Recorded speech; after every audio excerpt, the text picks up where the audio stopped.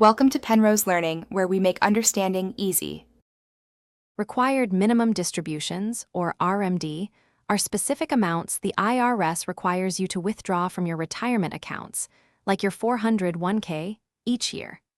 This rule ensures you don't defer taxes indefinitely, so the government eventually collects its due.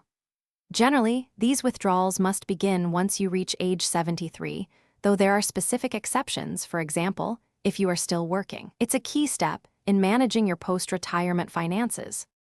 The very first step in calculating your 401k RMD is to determine your age, as this directly influences the distribution period.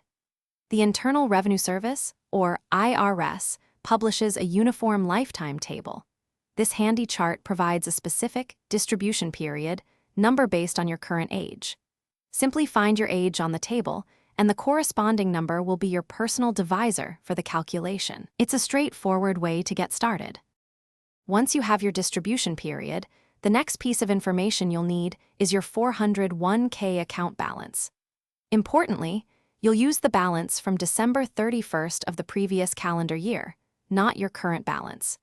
You can usually find this exact figure on your annual account statement or by logging into your plan administrator's website. Ensuring you use the correct balance from that specific date is crucial for an accurate RMD calculation.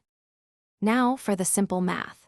To calculate your actual RMD, you'll take your 401k account balance from December 31st of the previous year and divide it by the distribution period number you found on the IRS Uniform Lifetime Table for your age.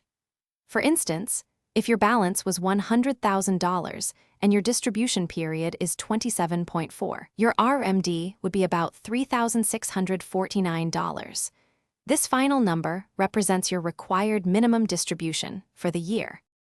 It's crucial to take your RMD by the deadline, usually December 31st.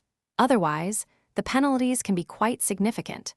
If you have several 401k accounts, you'll calculate the RMD for each one individually, but you can typically take the total amount from just one account.